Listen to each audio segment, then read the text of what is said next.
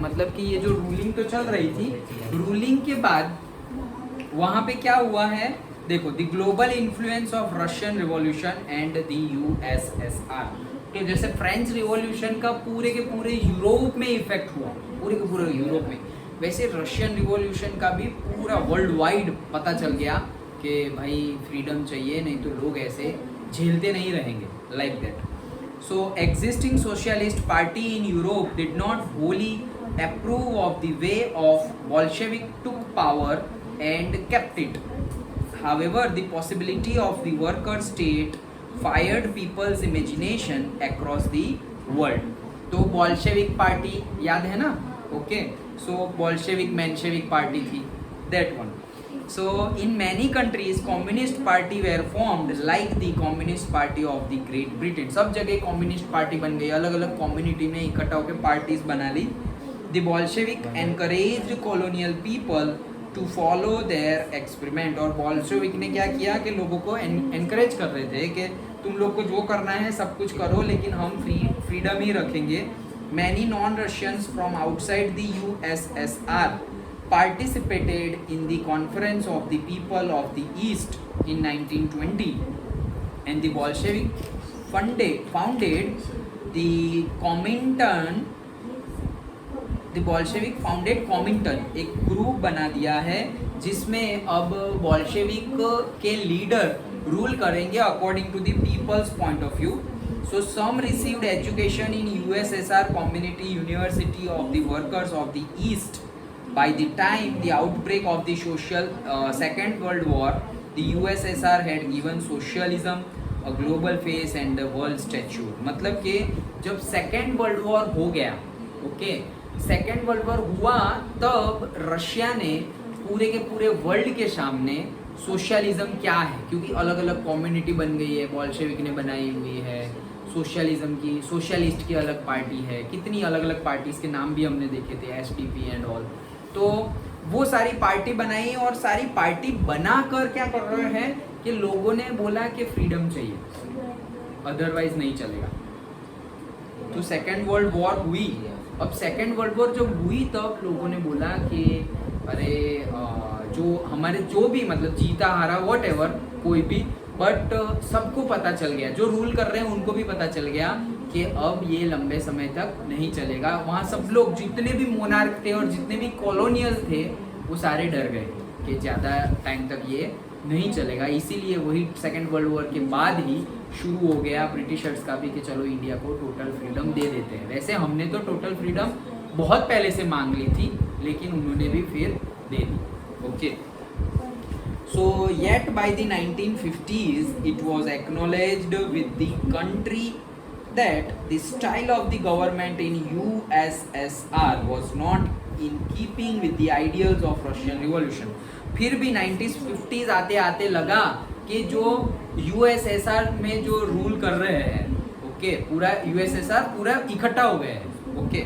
सो वो जो रूल कर रहे हैं USSR, वो भी रशियन रिवॉल्यूशन जो हुआ, वहाँ की जो आइडिया थी कि लोगों को सारे राइट मिलने चाहिए, वोटिंग राइट और सब कुछ, वो सब कुछ फॉलो नहीं हो रहा है अभी भी.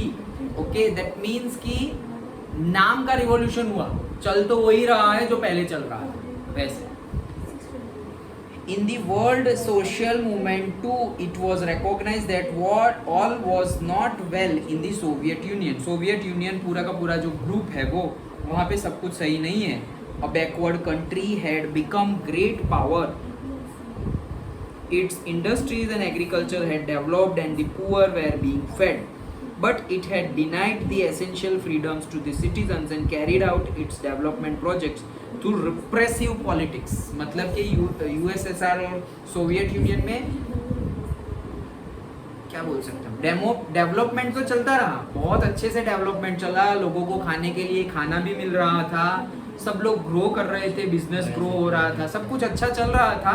बट साथ साथ में जो इनिशियल फ्रीडम है, जो टोटल जो नेसेसिटी फ्रीडम है, वोटिंग का फ्रीडम, प्रॉपर्टी की फ्रीडम, वो सारी चीज़ें नहीं थी अभी भी. By the end of the 20th century के एंड में, ओके, मतलब अराउंड 1992-93 की बात है, The international reputations of the USSR as a socialist country had declined, though it was recognized that socialist ideals still enjoyed respect among its people. मतलब लगा था कि जो सोशलिस्ट है वो बहुत अच्छी रिस्पेक्ट है करते हैं लोग उनको और वैसे ही चलना चाहिए, लेकिन फिर वो नहीं चला. And but in each country the ideas of the socialism were rethought in a variety of a different ways. ऐसा नहीं चला और तब जाके यूएसएसआर भी पूरे का पूरा फ्री हो गया था. और ये जब हुआ ना 92-93 में, तभी रशिया से यूक्रेन अलग हुआ था. और 92-93 में ये जो अलग हुआ है, जैसे कि इंडिया और पाकिस्तान 1947 में अलग हुए और तब से पाकिस्तान को ऐसा लगा कि ये पार्ट हमारा है, ये ज़्यादा मिलना चाहिए था, ये वो, अब तक लड़ाइयाँ चल रही है. सेम वे में यूएसएसआर में से रशिया यूक्रेन डिफरेंट हुए थे 92-93 में, और यूक्रेन को तब से थोड़ा ऐसा लग रहा है कि हमें कम मिला है, और रशिया को तब से ऐसा लग रहा है कि ये उनके पास नहीं जाना चाहिए था, थोड़ा ज़्यादा चला गया है. और वो वॉर आज भी चालू है, और आज तो खतरनाक वे में चालू है. ओके, मतलब अब तक तो कोल्ड वॉर चल रही थी, लेकिन अभी तो सही वाली वॉर चल रही है. ओके, और देखो कितना टाइम हुआ गया, मोर देन 1.5 ईयर हो गया चल रही है वॉर, चल रही है. मुझे समझ ही नहीं आ रहा है, मुझे सही में समझ नहीं आ रहा कि इतनी लंबी वॉर कैसे चल रही है. मतलब रशिया के पास पावर है तो वो डायरेक्टली घुस क्यों नहीं जाते अंदर, लंबा क्यों कर रहे हैं, पता ही नहीं चल रहा है. और मैं वैसे न्यूज़ व्यूज़ देखता नहीं हूँ, कुछ भी नहीं देखता, बट जो देखते हैं मुझे ऐसा लगता है इनको पता होगा, पूछता हूँ उनको भी नहीं पता होगा. So it's like that. Okay, तो जब भी ऐसा कुछ होगा तो ऑब्वियसली कंट्रोवर्सीज होगी.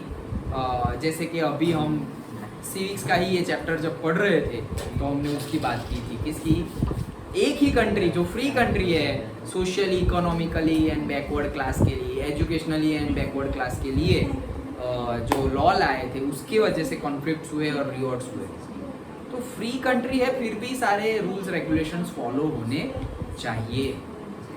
सो that was about our first and second. Okay, तो हमारा इसमें थर्ड हो गया है, और फोर्थ कौन सा है, हाँ वो भी हो गया था. ओके, फिफ्थ कौन सा है, ओके, तो ये फोर्थ समझ में आ गया है, तो फिफ्थ भी आ जाएगा, वैसा ही है. सो किसी को निकला तो नहीं है ना वो, है ना.